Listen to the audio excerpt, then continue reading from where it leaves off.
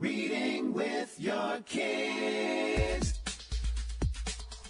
Hola, niho, konnichiwa, assalamu alaikum, shalom, mahaba, moni muli wanji, namaste, jambo, bienvenidos. Hi, my name is Jedlie, and this is the Reading with Your Kids podcast. We are coming to you from the beautiful neighborhood of Reedville in the southwest corner of Boston, Massachusetts. We are so honored and so delighted that you join us in our mission to help all families grow closer through reading. Please be sure to tell all of your family and friends about the show, and please be sure to subscribe to the show on the iHeartRadio app, on Spotify, Apple Podcasts, Amazon Music, Stitcher Radio, wherever you find your podcast. Our guest today is Kory Henkel. He is here to celebrate Beloved, a beautiful picture book based on a beautiful song by recording artist Jordan Feliz. Before we invite Kory into the studio, we want to let you know that this episode of the Reading with Your Kids podcast is brought to you by the Look Book Scavenger Hunt series by Barbara Tibbett. Barbara Tibbett is on a mission to make life and learning fun for the entire family. She believes that scavenger hunts are a wonderful way to increase retention and enhance problem-solving skills. Looking for ways to connect with your children, slow down and look at the ordinary things around you in a new way. The Lookbook Scavenger Hunt is an open-ended activity to spark conversations with your kids. Your kids can take the lead in learning as they hunt for objects hidden in plain sight. Share this experience together and build connections that will last a lifetime. The latest book in the Hometown series brings attention to the importance of caring for our natural world and can be completed anywhere. You're going to love this series, the Lookbook Scavenger Hunt series by Barbara Tibbett. This episode of the podcast is also brought to you by Bunky and the Walms, The Christmas Story, a multi-award-winning children's novel by Alexandra Trinieka. It's a really perfect Christmas gift. Bunky and the Walms is about the power of friendship, dreams, and kindness. What will happen if one slightly grumpy Bunky has to become a brave Christmas hero, repair Santa's sleigh, and deliver gifts all over the world? Bunky's quest to save Christmas will take him on a journey into his own heart. It is the novel that proves that we are what we strive to be and never what we are failing at. We are the dream we believe in, a perfect Christmas dream, and it's a beautiful book to add to your family book library. Bunky and the Walms, The Christmas Story by Alexandra Trinieka. Join us right now from the beautiful city of Nashville in Tennessee. I am so excited. Our guest today is the editor. I think this is the first time we've had an editor on the podcast, but there's a good reason for it. He's the editor of Beloved. Please welcome to the show, Kory Henkel. Hey, Kory, how are you? Hi, I'm great. How are you? I'm so glad to be here. I'm delighted to be here. I should let people know, Kory and I, Kory has a special place in my heart. We met one evening. My daughter in high school, in elementary school, high school, had a dream about getting into the music business, in particular the Christian music business. And to kind of make that happen, to start to make contacts, she started volunteering to work with recording artists. When the recording artists who play huge stadiums down the South, when they go to New England, they play teeny-weeny churches, and they depend on volunteer help. And so we were part of that volunteer help one night, and we had this evening where we had a chance to sit down and have dinner with Jason Gray and Lauren Daigle. And Jason was talking to my daughter and found out that she was aspiring to get into the business, and he made a phone call to somebody. I didn't know who it was. It was Kory, and Kory was sick as a dog on the tour bus. And Jason asked him to come in, and Kory did get out of his sick bed, came in, met with my daughter. They connected, and Kory became a mentor to my daughter. And so I'm so appreciative of what you gave to my daughter, this little high school kid. Man, I'm so glad. Yeah, I had pneumonia. I was in the hospital the day before, and they said, hey, you need to stay a couple of days. I was like, no, the bus leaves at 11. I got to go.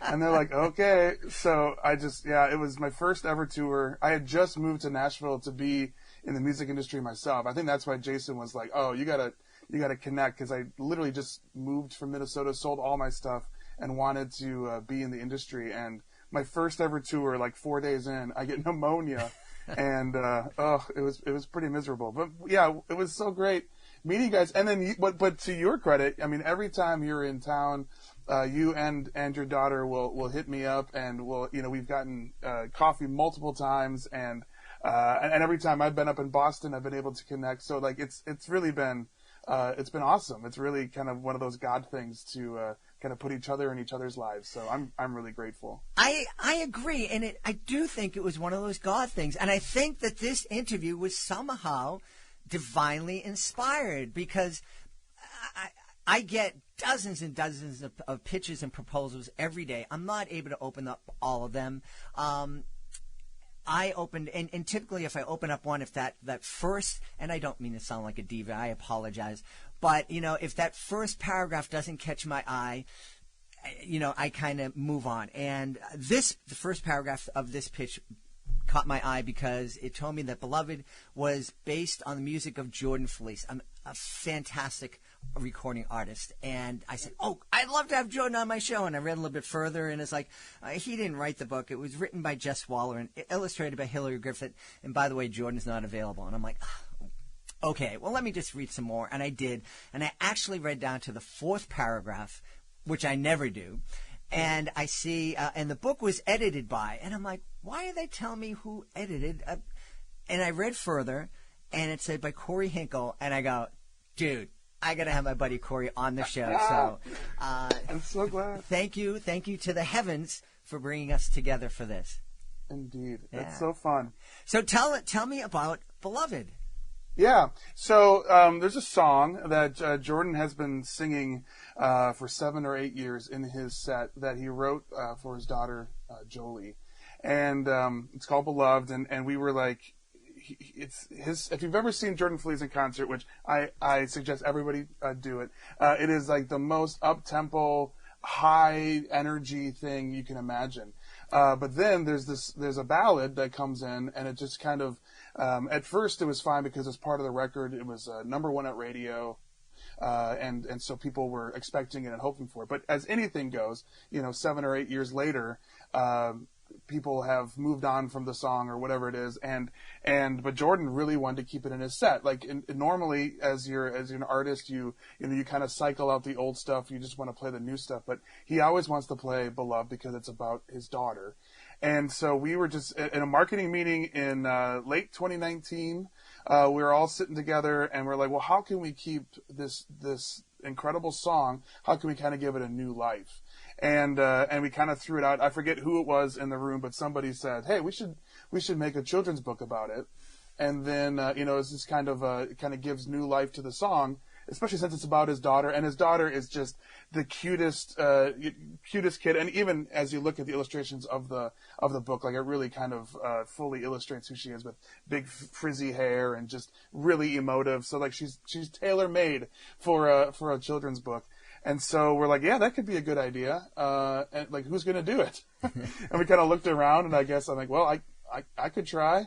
And next thing I know, I was going down the road of trying to figure out how to make a children's book. And then, of course, COVID kind of made everything exponentially more difficult, but we did it. 2 years later, we got ourselves a beautiful, beautiful children's book that we're super proud of. Well, 2 years seems to be the standard time it takes from idea or purchase of a manuscript to the book hitting the shelves. So first time out, you guys did a good job. All right. Yeah, great. All right. So tell us. It was a long time. That's good. Tell us what the book's about.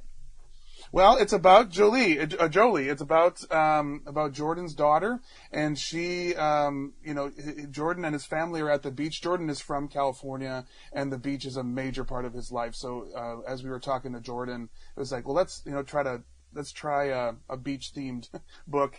And so it's about his daughter trying really hard to figure out why her daddy loves her. And she's like, well, is it because I can run fast? Is it because I can build sandcastles? Is it because of all the things that I do?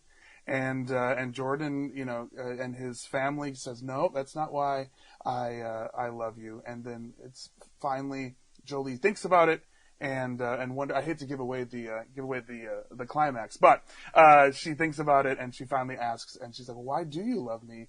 And Jordan says, "Well, I love you because you're my daughter, and more than that, we are loved by God. We are loved by Jesus, and He shows that through dying on the cross, and because of that, we are all beloved, and so we can all love each other because we know that we are loved by God."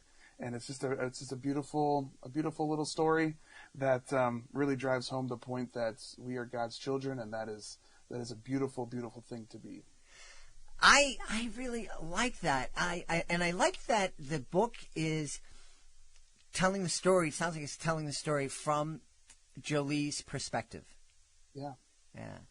Yeah. She, is it because I can do this? Is it because I can, trying to figure out all the tangible things that, I think she's probably 4 or 5 years old in this setting. All the tangible things that a 4 or 5-year-old could do. Like, look, I can run. I can build a sandcastle. I can do these things. I can, throw the fish that have been washed up, throw them back to the ocean. Is it because I'm so nice? And like, nope, it's none of those things. It still lands with Jesus, and it lands with, well, one, because you're my daughter. I love you because my daughter. But then we're loved because He first loved us. Is really the point that we wanted to drive home. Yeah,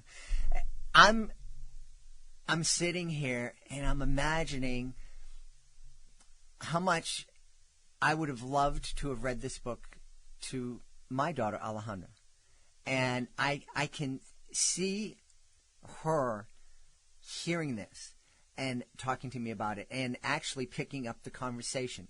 I'm imagining halfway through she would have turned to me at some point and said, "Why do you love me? Because I can dance, because I can sing, because I help you and Mom around the house." And no, it's because you're my daughter, because God gave you to me. God entrusted me to raise you, and that's a beautiful thing. Truly, and that's why Jordan. Jordan, it was his first daughter, or his first kid, and he's looking at her, and as she's as an infant, these are the things that he would speak over her, because he realized, and we all realized, how crazy of a world it is for kids, girls in particular, of just trying to find their worth and value. And so he really wanted, in fact, from the record "The River," which was a massive record for him, it was really, the record that made him into the kind of the staple of Christian music that he is right now. And that is the kind of the crescendo of the record, like, all points up to this. Mm-hmm. And he's just so proud of it. And it really is just a beautiful song. And a lasting song. So I'm really, really glad that we could give it kind of a new life, so that it can continue to be in all of his shows, and hopefully it will be for the next 7 years. Yeah, and good for him to really push, like, and music, even Christian music, is a business, and there's a science behind it and strategy, and you got to put butts in the seats in order to make the machine run, and good for him to kind of push back and say, yeah, I know I got to get the new stuff in there, but this song is special to me, and I want to keep it in there. Yeah, truly. And we were just glad to be able to be a part of it. Like, hey, well, let's help you do that. That's kind of a fun thing for us. Yeah. We don't often, on the label side, once the music's out, or once the music's made, we don't really, the creative thing has kind of been done. The artist has already decided that. So for us to have the opportunity to be a part of something like this is really unique and pretty special that we were able to even do it. So we're glad. The thing that I didn't mention in introducing Kory is that he is the Senior Director of Marketing and Communications for Centricity Records, a label that brings us some amazing artists, and we can talk about that a little bit later. I'm curious, sitting in a room with marketing people who are just like, all right, so how are we going to get some new life into this? How are we going to pump some new life into this? I'm thinking an initial instinct would be kids book. Okay, kids book. Well, let's just take the lyrics and turn them into a book, put some illustrations. You didn't go that route. You went out and you found an author. Why did you decide to do this the hard way? Yeah, well, that's a great question. And I guess when we looked at the lyric, it felt like, well, really the reason why the song stands out in the set is because of Jordan sharing his heart behind it. and really, kind of telling you about his daughter. And so the song itself is beautiful, but but just the lyrics kind of on their own, the story needed to be told, and specifically featuring Jolie, and so it was a quick conversation of like, man, I think there's something more there. And so I it's funny, I went to college with Jess. She's part of a women's group called the Holy Hen House, which I think is a wonderful mommy blogger. Yeah, the Holy Hen House. And I just kind of sent them there's a couple of girls that I went to college with that are part of it. And I was like, hey, if you guys, can I put this out to your network, and see if any of you would want to, kind of, take a stab at writing a manuscript. And here's kind of the background. And Jordan did like a primer of what, the story behind the song and all that. And 9 or 10 of them submitted, and then they kind of reached out to other sort of mommy bloggers and that sort of world that I had no expertise in by any means, but they kind of spread the word. I got 8 or 9 submissions, but Jess's was like, oh, this really nails, hits the nail on the head. And Jordan read through all of them. He's like, nope, this is it. Jess's is the one. So we move forward with her, and she has written a couple other children's books previously. So it kind of it's kind of great for her that it's just another step for her as she continues to write wonderful books. So it worked out really well. The process for you editing this book, as you said, this is something you had never done before, and it was kind of thrown into your lap. Did you have an instinct of maybe catching pneumonia again and saying, I can't do this? Yeah, oh man, yes, literally over and over and over again. Like, I just don't know. I don't know. I mean, yes, we went through a couple of illustrators. Hillary was a godsend. Like, she was so wonderful, and really, again, caught the vision. It's one of those things that when you're trying to find something that is just sort of this ethereal idea, to find people to really catch your vision of like, oh yeah, this is it. Once that falls in place, it's like, oh, here we go. And so there's a lot of struggle and sort of like trying to figure it out in the beginning. But once it kind of got locked into the people who fully understood and kind of got it, it was kind of easy sailing. By the time Hillary was on board, she knocked it out. And really, there was so few revisions. I mean, like it was a beautiful thing.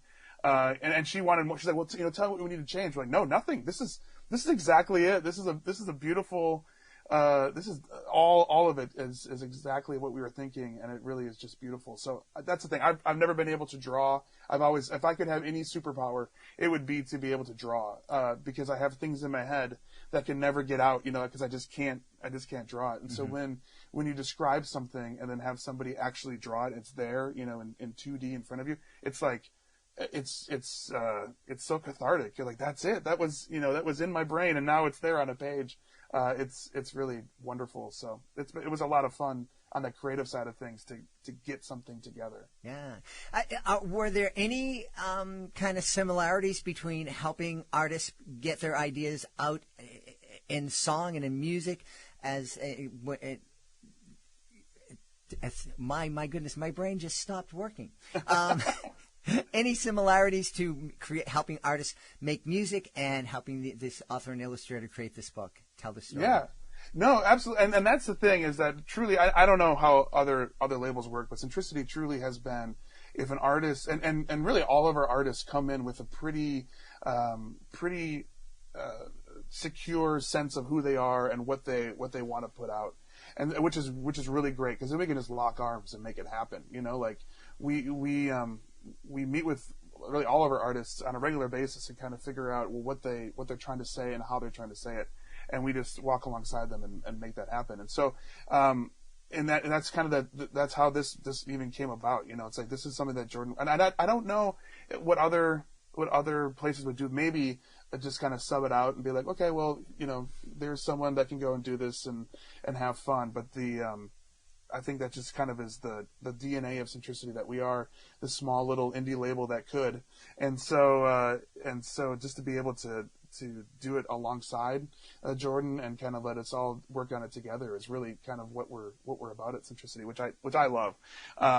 So yeah, it's very much like the music, and that's the same thing. I'm on an A&R side of things, and that's who kind of develops the actual sound and music. So I'm sure they get to do it a lot more often. than we do. But I think it's that same sort of energy of a vision from an artist, and it's our privilege to be able to help them get that out to the world so that it can impact as many people as possible. Yeah. Well, I want to take a minute just to talk to folks about your industry, about this Christian music industry.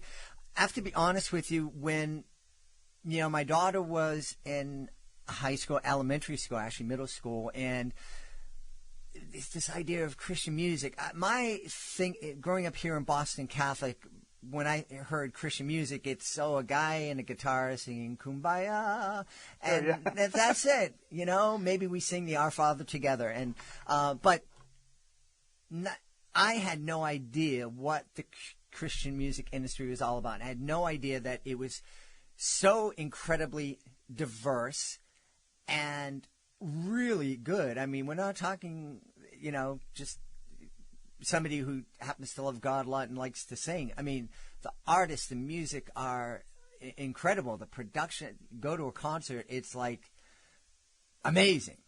Yeah. And it continues to grow too. Like I think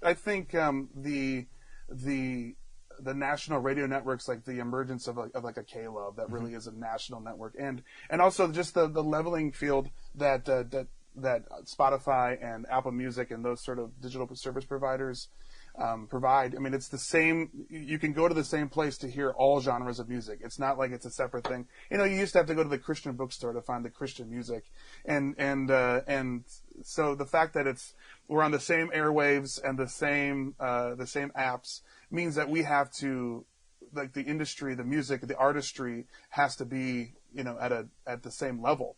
I think to a little extent you can still.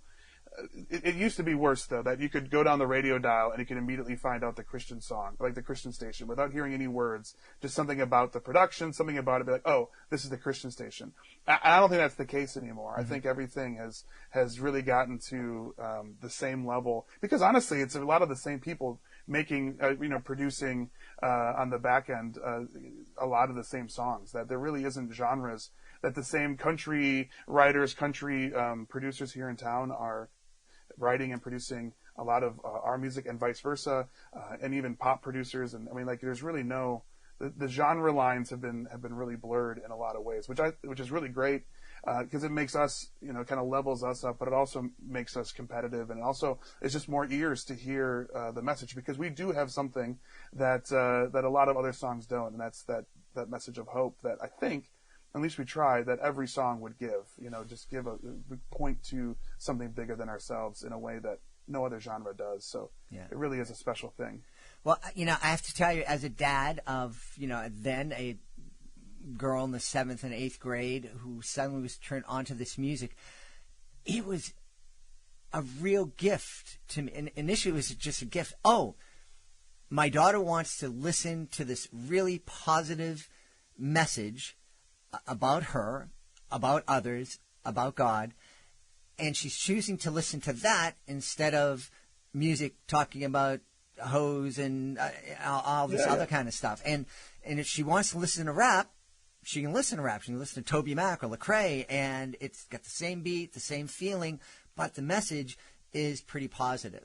And it's all it's not like the commercials our kids are exposed to, where your life isn't going to be complete until you own this thing or that thing, or you're not good enough. Everything that I heard coming out of artists like Jordan Feliz and Toby Mac and Lecrae and For King Country, it's all, and I'm sorry, I know I probably didn't mention any of your artists, but it's all, you're good enough just the way you are. Yep. And God loves you, and that's all you need to have in your life. Yep, it really is. It's a beautiful thing, and it's safe for the listeners, safe for all listeners in the car is always the Christian radio question, and it really, there is something special to that, to be able to know that it is not only safe, that it won't kind of offend anyone, but it also it's building you up, it's encouraging. And you don't even know it. All of a sudden, you're in a rough time, and you're kind of repeating a chorus, and you're like, "Where did I hear that?" Like, "Oh, I heard that on the radio." Like this Chris Tomlin song has helped me through a tough time, and I don't even remember, sitting down to listen to it, but it's just kind of it's on the radio, Yeah. It's beautiful. Yeah. Around that time, I remember being in the car, and my wife came in the car and goes, "Oh, we're gonna listen to this Jesus music again." And she turns the radio to the pop station, and the song that came on was it was just disgusting. Yeah. And she said, "All right," but she still wasn't buying into the whole idea. But then eventually, she just started listening more and more, and now that's all she listens to. Oh, that's great. Is the message on Sirius, and it really is wonderful. Hey, I mentioned a few artists, and I know I didn't mention any. I don't know if I mentioned any Centricity artists. Tell us some of the artists that we should be on the lookout for. Yeah. Well, Jordan Feliz. We love Jordan Feliz. We also are the label home of Lauren Daigle, which is a wonderful blessing for us. A guy named, when it comes to an established artist like Jordan, like Lauren, Jason Gray, a beautiful singer-songwriter that's how we met. Mm-hmm.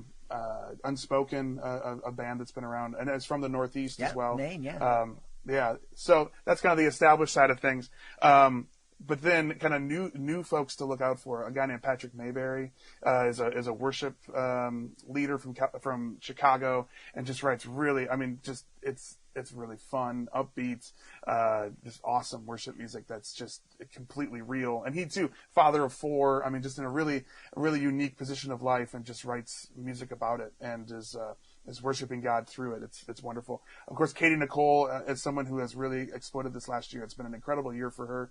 She just a year ago was working at a donut bakery, and now she's had 2 number ones, and has been on the hot Christian Billboard chart for 25 weeks, and is touring the country. So talk about life changing on a dime.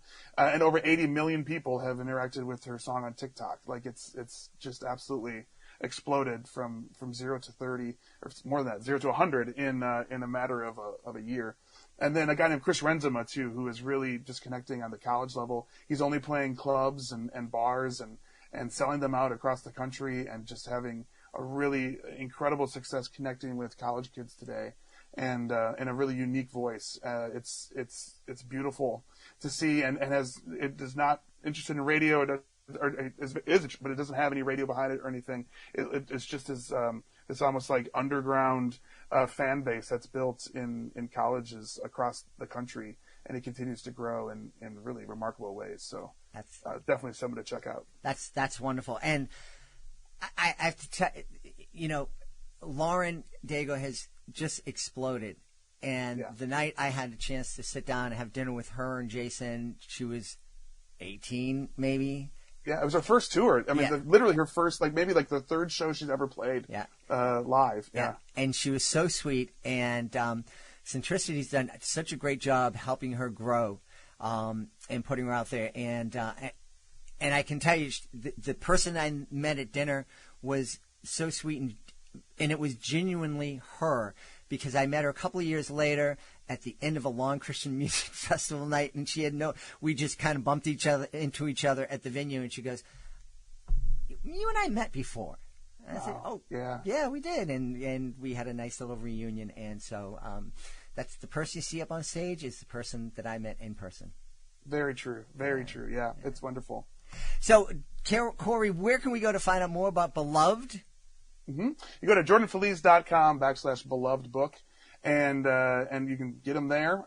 And he's got him on the road with him, so if he's touring constantly. So check out his tour schedule. Check him out. It's a great show, and you can get him on his merchandise table as well. But we're actually printing our second printing now. We're about to run out of our first run, so we'll have plenty to sell throughout the entirety of 2023. But jordanfeliz.com/beloved book. Awesome. And if folks want to connect with you somewhere, where should they go? Well, Instagram is my place. It's Kory, Kory does life. I smoke and grill meats on weekends. That's kind of my thing. That's about the only entertainment you'll find there. So if you're into weird ways to try to make steak, that's going to be what you find at Kory Does Life. All right. And if folks want to know more about Centricity and the music you folks are putting out there? Yeah, centricitymusic.com. Also Instagram, Centricity Music, TikTok. We're all over all the socials. But yeah, check us out, centricitymusic.com. Awesome. And I want to I just want to thank God for blessing me with this podcast, because this podcast was divinely inspired. It's not a religious podcast, but I feel that this has been a ministry to me, and it's a blessing in being able to bring authors to parents and encourage parents to read with their kids. And it gives me the chance to reconnect with friends like I did today. Kory Henkel, thanks so much for being with us. Thank you. I'm so glad. Thank you. Please be sure to join us for the next episode of the Reading with Your Kids podcast. Our guest will be Dr. Jennifer Forrestal. She'll be here to talk about the umbrella effect. It's part of the Umbrella Project. It's a classroom curriculum series that is really powerful and can really benefit your kids in amazing ways. I want to thank the folks who made today's show so wonderful. Chris, we're going to start by thanking our guest, my buddy, Kory Henkel. Please be sure to check out Beloved. Also want to thank our sponsors, Bunky and the Worms, A Christmas Story, the multi-award-winning children's novel by Alexandra Tranieka, and also Barbara Tibbetts, the author of the Lookbook Scavenger Hunt series, which is absolutely wonderful. Great way to connect with your kids.